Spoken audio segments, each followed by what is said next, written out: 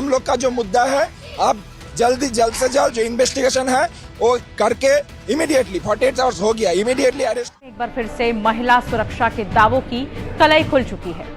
Calcutta police not done. In this case, they have done everything. What has happened here is because of the media, the wrong media campaign. तो this is Anjali Singh, I am a daily YouTube vlogger. But आज कोई मैं vlog नहीं बना रही हूँ guys, आज ये कोई व्लॉग नहीं है। मैं आपसे शेयर करना चाहती हूँ कि एक ऐसी वारदात हुई है, एक ऐसी शेमलेस वारदात हुई है हमारे कंट्री में। एंड ये कोलकाता का इंसिडेंट है आरजे कर मेडिकल कॉलेज में, कि एक फीमेल डॉक्टर के साथ में जो कि अपनी ड्यूटी कर रही है, उनके साथ में इतनी ज़्यादा शेमफुल चीज़ें होती है। मैं आपको बताती हूँ कि एक इंसान बहुत ज़्यादा मेहनत करता है एक डॉक्टर बनने के लिए।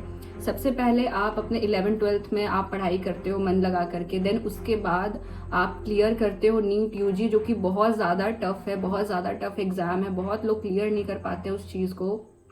उसके बाद आप 5.5 ईयर्स का आप MBBS ज्वाइन करते हो, उसे कंप्लीट करते हो। एंड देन अनदर एग्ज़ाम जो कि उससे भी ज़्यादा टफ होता है, आप नीट PG को क्लियर करते हो। एंड नीट PG क्लियर करने के बाद में उन्होंने फर्स्ट ईयर की पढ़ाई करी, she was in second year, और उनके साथ इस टाइप की चीज़ें आरजे कर मेडिकल कॉलेज में होती हैं। तो ये सब मुझे समझ में नहीं आ रहा कि अब मैं क्या बोलूँ इस चीज़ को लेकर के। ये वारदात है 8 अगस्त 2024 की। She was absolutely fine.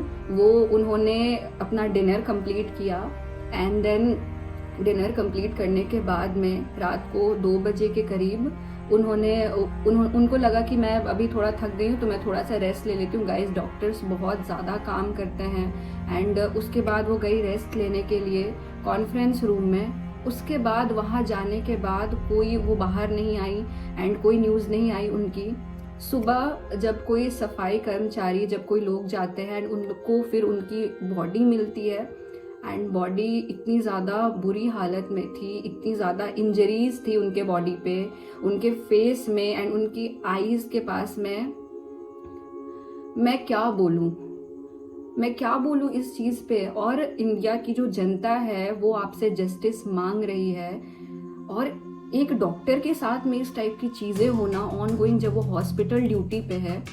उन्होंने 11 बजे अपनी मॉम को कॉल किया था, उनकी बात हुई थी, तो उनके पेरेंट्स को लगा कि हाँ चलो अब मेरी बेटी हॉस्पिटल पहुंच चुकी है तो वो सेफ है। अभी वहाँ पे क्या ही होगा, अगर रास्ते में होते कोई लोग कि चलो रास्ते में कुछ लोग होते वो आपको परेशान कर सकते हैं। एज अ गर्ल ये बहुत ज़्यादा कॉमन चीज़ है इंडिया में कि आप रास्ते पे जाओ तो आपको कुछ लोग परेशान करें एंड ऑल। बट पेरेंट्स को लगा कि चलो ठीक है, अब तो वो हॉस्पिटल पहुँच चुकी है एंड अभी क्या ही हो सकता है उसके साथ में, वो अपने काम करने के लिए चली गई है। और पेरेंट्स गाइज वो लोग आराम से सो जाते हैं। देन सुबह में पेरेंट्स को करीब 7 बजे के करीब उनको एक कॉल जाता है और उनको ये बताया जाता है कि आपकी बेटी ने सुसाइड कर लिया है। लाइक रियली, कल रात तक हर कुछ सही था, एवरीथिंग वॉज फाइन, सब कुछ बिल्कुल अच्छे से जा रहा था, और उसके बाद अचानक से कोई आपको कॉल करके बोलता है कि आपकी बेटी ने सुसाइड कर लिया है। अगर अभी मैं कुछ ऐसा कर लूँ तो ऑब्वियसली मेरे पेरेंट्स को भी शॉक लगेगा कि मेरी बेटी बिल्कुल सही थी, हंस खेल रही थी, अपना काम कर रही थी, अचानक से उसे ऐसा क्या हो गया। उनके मन में क्वेश्चन आया। सबसे पहली बात तो ये कि किसी को भी बहुत ज़्यादा शॉकिंग लगेगा एंड हम लोग पेन वो इमेजिन नहीं कर सकते हैं गाइज। फिर वो लोग आए किन्हीं को लेकर के, अपने नेबर्स को लेकर के, कुछ लोगों को लेकर के वो आए हॉस्पिटल में।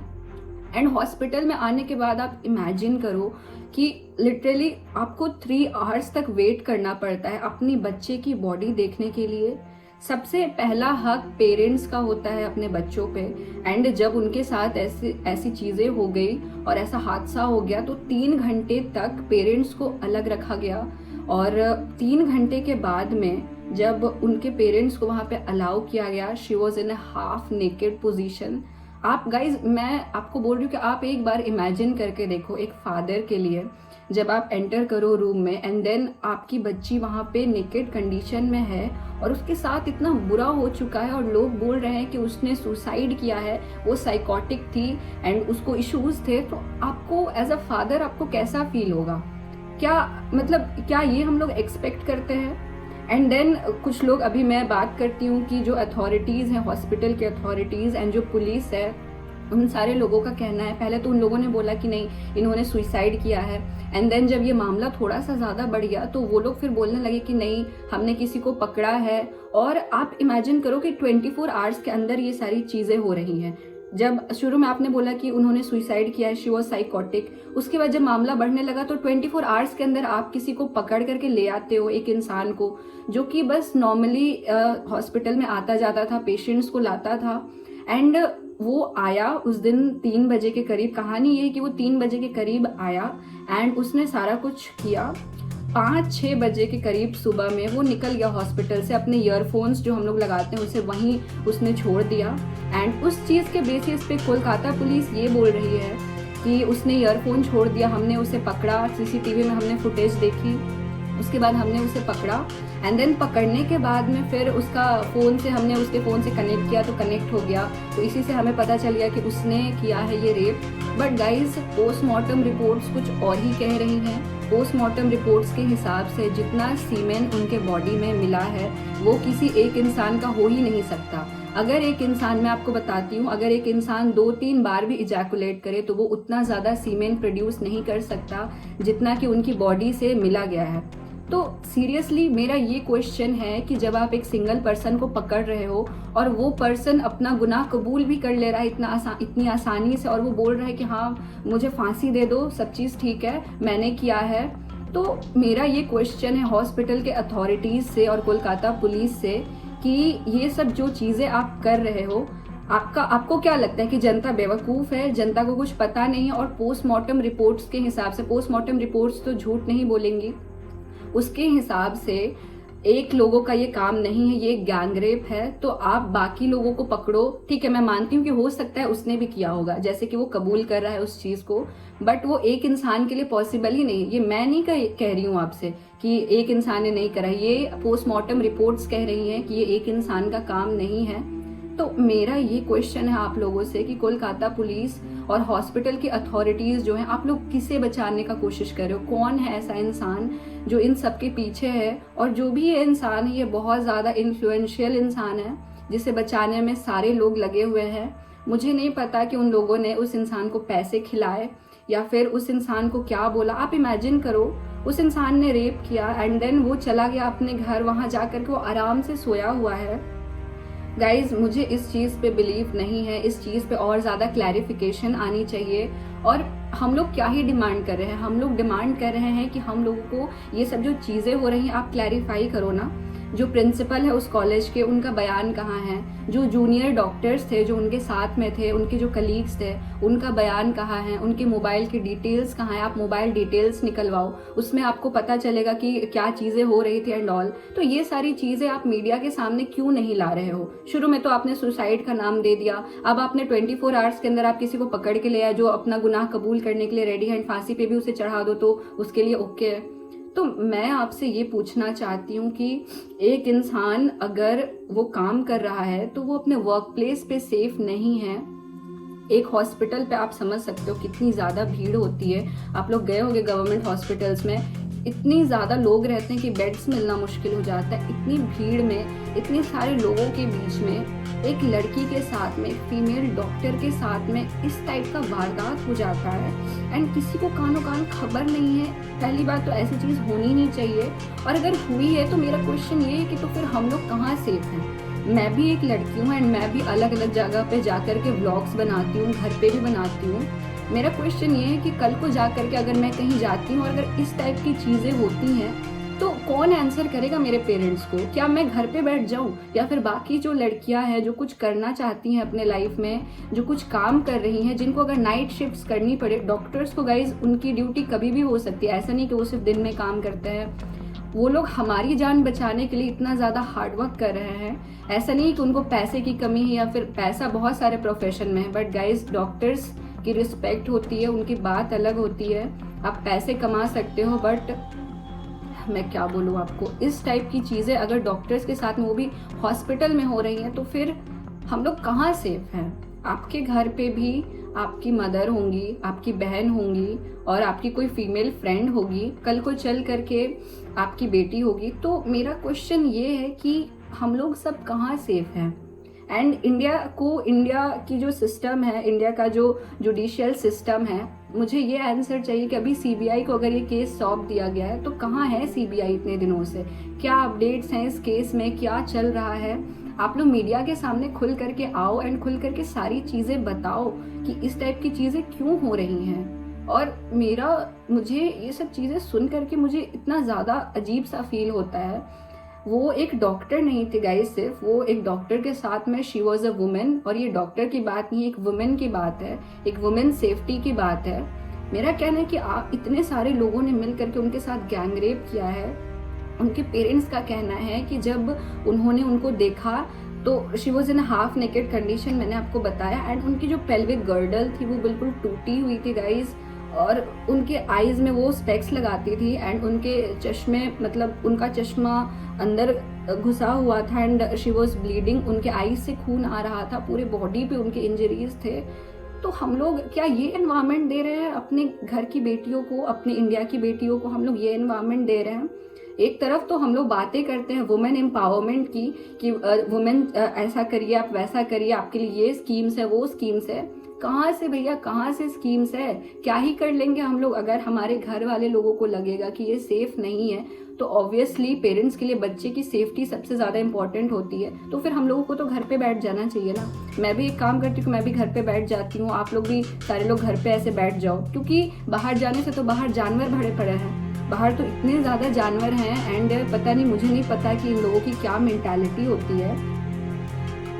गाइज मैं बस आप लोगों से इतना ही रिक्वेस्ट करूँगी कि जैसे हर मामला शांत हो जाता है और इस मामले को आप बिल्कुल शांत मत होने दीजिएगा, जितना हो सके आप इस चीज़ को शेयर करिएगा।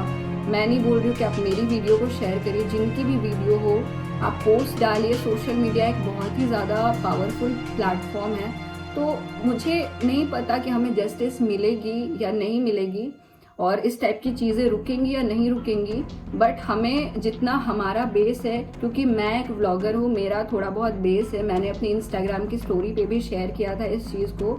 आपके पास जितना है गाइस, आप जो कर सकते हो शेयर करो इस चीज़ को, इसके बारे में बात करो, एटलीस्ट आप बात करो इस चीज़ के बारे में। इस मामले को ऐसे नहीं कि बिल्कुल ठंडा हो जाने दो।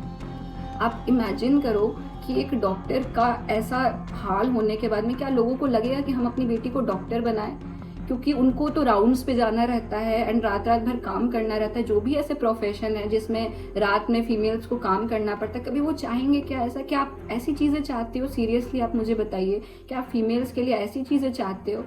इंडिपेंडेंस इंडिया को बहुत पहले मिल चुकी थी, बट अभी भी कहीं ना कहीं इंडिया की जो फीमेल्स हैं, जो बच्चियाँ हैं, उन लोगों को अभी भी इंडिपेंडेंस नहीं मिल रही है, सिर्फ इन चीज़ों के वजह से, क्योंकि ऐसे ऐसे दरिंदे, ऐसे ऐसे लोग खुले घूम रहे हैं। अभी मेरे आसपास भी बहुत होंगे, आपकी भी बहन बेटी माँ के आसपास भी ऐसे बहुत लोग होंगे, आपको नहीं पता उनका इंटेंशन क्या है। तो मुझे तो, मैं जैसे कि हूँ, मैं कहीं भी जाऊँगी तो मैं तो ऐसे हर किसी को शक के नज़र से ही देखूंगी ना, कि मुझे लगेगा कि हाँ ये इंसान कुछ कर सकता है, मुझे लगेगा ये इंसान कुछ कर सकता है। तो अगर हम लोग ऐसे डर डर के जीते रहे तो फिर हम काम क्या करेंगे? फिर तो हमारी जो पूरी ज़िंदगी वो तो डर डर के ही बीत जाएगी। तो आप ऐसा एनवायरनमेंट देना चाहते हो?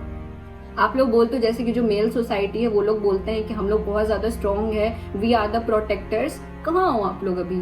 फीमेल्स हम लोग तो हैं ही साथ में, आप लोगों को भी आवाज़ उठानी चाहिए इस चीज़ में। मुझे पता है कि बहुत सारे लोग होते हैं जो कि इस चीज़ को सपोर्ट कर रहे हैं, बट गाइज मेरे जितने भी सब्सक्राइबर्स हैं, जितने लोग भी मुझे देख रहे हैं, मैं आपसे बस इतना ही अनुरोध करती हूँ, हाथ जोड़ करके मेरी यही विनती है आप लोगों के साथ में कि इस चीज़ के बारे में आप लोग बात करिए, इस मुद्दे को ऐसे ही ख़त्म मत हो जाने दीजिए और जितना हो सके अपने लेवल पे इस चीज़ को शेयर करिए। वीक नहीं पढ़ना है गाइज हम लोगों को, हम लोग वीक नहीं पढ़ सकते, नहीं तो ऐसी चीज़ें हर टाइम पे होती रहेंगी। हमेशा एक लड़की के साथ में इस टाइप की डरावनी हरकत होती रहेगी और हम सब लोग अगर चुप रह गए ना, तो आज उनके साथ हुआ है, कल को आपकी बहन बेटी या माँ के साथ में भी हो सकता है। और लास्ट में मैं बस आप लोगों को इतना कहना चाहूँगी कि please have some respect for women. वो लोग आपको जन्म देती हैं, आपको जिन्होंने भी जन्म दिया होगा वो भी एक वुमेन है, एंड आपसे जो पैदा होंगे वो भी एक वुमेन है। एक बहन जो आपके साथ में पैदा होती है वो भी एक वुमेन है। तो आप एटलीस्ट उसकी रिस्पेक्ट करना सीखो। आप सीखो कि वो, आप जैसे बोलते हो ना, हम लोग देवी की पूजा करते हैं, इंडिया में पूजा की जाती है, तो आप लोग पूजा मत करो, मैं नहीं बोल रही हूँ कि आप लोग सर पे ऐसे बैठा करके पूजा करो, but guys at least have some respect. इतना डिग्निटी से खुद भी जियो और अगले को भी जीने दो। आप लोग ऐसा बिल्कुल मत करिए कि किसी को बहुत ज़्यादा अनकंफर्टेबल फील हो पब्लिक प्लेसेस में। जहाँ भी आप इस टाइप की चीज़ें देखो कि किसी फीमेल को कोई अनकंफर्टेबल कर रहा है, आपको लग रहा है कि कुछ गलत हो सकता है, तो आप लोग बिल्कुल वहाँ पे आवाज़ उठाइए, पीछे मत हटिए गाइस। ऐसा मत सोचिए कि वो किसी और की बहन, किसी और की बेटी है। आप सबको अपने जैसा समझ करके देखिए और एक बार सोच के देखिए कि जिनके साथ भी इस टाइप की चीज़ें होती होंगी उनको कैसा फील होता होगा। एज ए गर्ल मैं इस चीज़ को फील कर सकती हूँ। तो आई होप कि इस वीडियो से आप लोगों को कुछ मैसेज मिला होगा गाइस। और मैं नहीं बोलूँगी कि आप लाइक शेयर सब्सक्राइब करो, मैं बस इतना कहती हूँ, मैं बस इतना कह रही हूँ कि आप लोग जितना हो सके अपने आप को जागरूक करिए गाइस, और इस चीज़ को ख़त्म मत होने दीजिए ऐसे ही। और जितना हो सके अपने लेवल पर शेयर ज़रूर करिएगा। बस मैं इतना चाहती हूँ कि जितना हो सके, जितनी जल्दी हो सके हमें जस्टिस मिले। तो गाइज इसी के साथ में मैं इस वीडियो को ख़त्म करती हूँ। आई होप कि आप लोगों को मैसेज मिल गया होगा एंड हम लोग इस चीज़ को लेकर के कुछ कर पाएंगे। आई डोंट नो कि जस्टिस मिलेगा या नहीं, बट हम लोग अपनी पूरी ट्राई करेंगे गाइज। जितना मेरा बेस है, जितना आप लोग कर पाओ आप लोग ज़रूर ट्राई करिएगा। और इसी के साथ में मैं इस वीडियो को ख़त्म करती हूँ। जय हिंद, जय भारत।